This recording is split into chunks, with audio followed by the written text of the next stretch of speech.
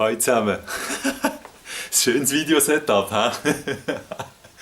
Ja, da sind wir also wieder, hä? Ich hoffe, es geht euch gut, ich hoffe, alles klar. Da ist natürlich der Chris, momentan eher privat unterwegs. Und ich habe mir jetzt doch ein halbes Jahr Zeit gelassen, oder? Bis das nächste Video ist auftaucht auf dem Kanal. Und der Grund ist relativ simpel und das kann nicht der Family Life. Alles in Ordnung, das kann ich sicher mitteilen. Der Sohnemann ist jetzt gerade ein halbes Jahr alt geworden.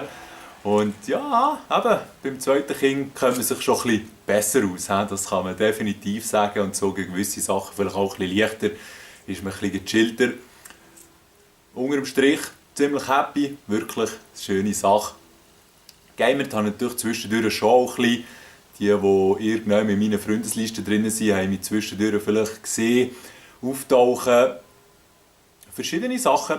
Primär ist es aber der Switch, wo ich dann sicher noch ein weiteres Video darüber mache in der nächsten Zeit, wo mein Gamerleben recht hat verändert, soweit das möglich ist, und ich weiterhin absoluter Fan bin von dieser Konsole.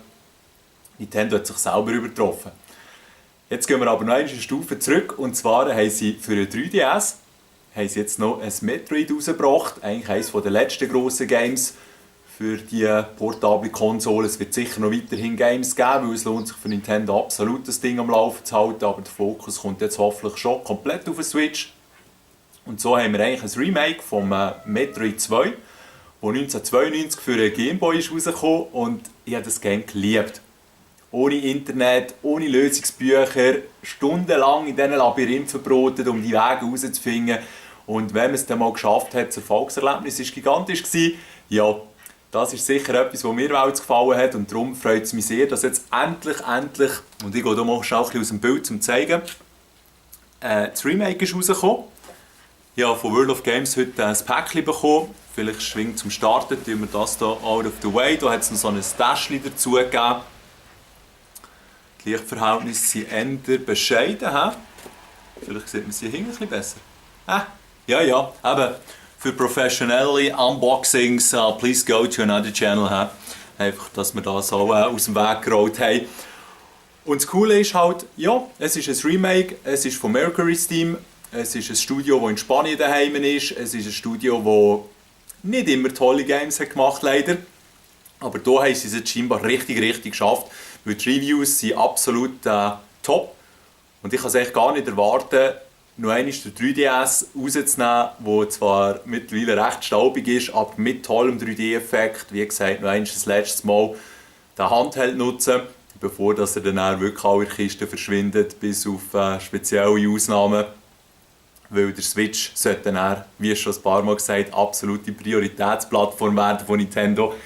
Was ich noch dazu bekommen habe, und ja, eben, bei diesen Sachen ist es auch fraglich, wie fest dass man so das Gadget-Zeug unterstützen will, wie viele Spielsachen im Crapwatch bei dir daheim rumstehen.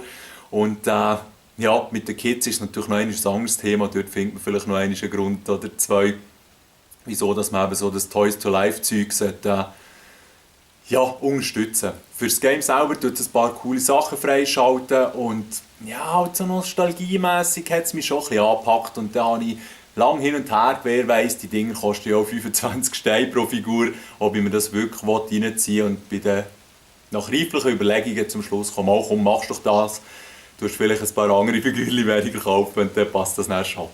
Gehen wir jetzt zur Hauptattraktion, und das wäre hier eine Collectors Edition von Metroid Samus Returns. Ich kann noch schnell ein bisschen abrichten, dann sieht man hier die ganze aufgebaute. Und das ist noch relativ schön gemacht. Hinten drauf natürlich der ganze Inhalt. Und das Coole ist, dass sie nicht ganz alles ausweisen. Hier. Ich muss schnell schauen, dass man hier nicht alles umgeht. Während dass ich das aufmache. Man kann es ziemlich chillig oben auftun. Dann haben wir hier eine schöne Verpackung. Metroid, Samus. Hier ist, glaube ich, was ist das? Okay, der goldige S-Logo-Badge werde ich vermutlich in der Verpackung lassen. Ich weiß jetzt gerade nicht, wo ich das anbringen. Und wenn man es dann weiter auftut, haben wir hier die verschiedenen Sections. Hier hinten ist nur der Morphball drin, den man als Keychain brauchen kann.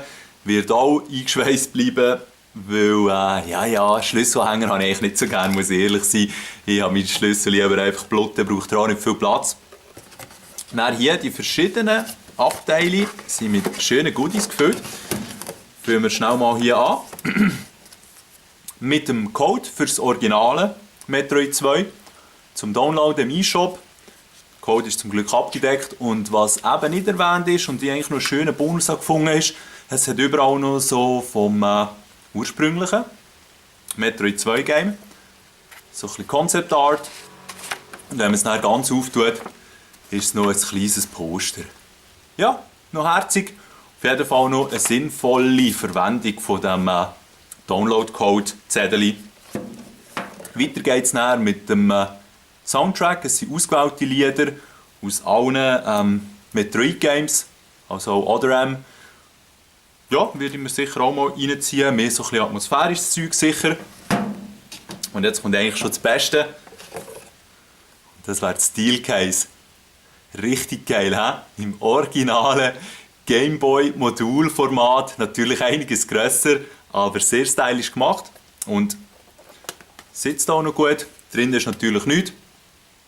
Dort könnte man dann den Content umbiegen, der in der Originalschachtel ist. Mal schauen, ob ich das mache. Hier ist dann halt das Game selber.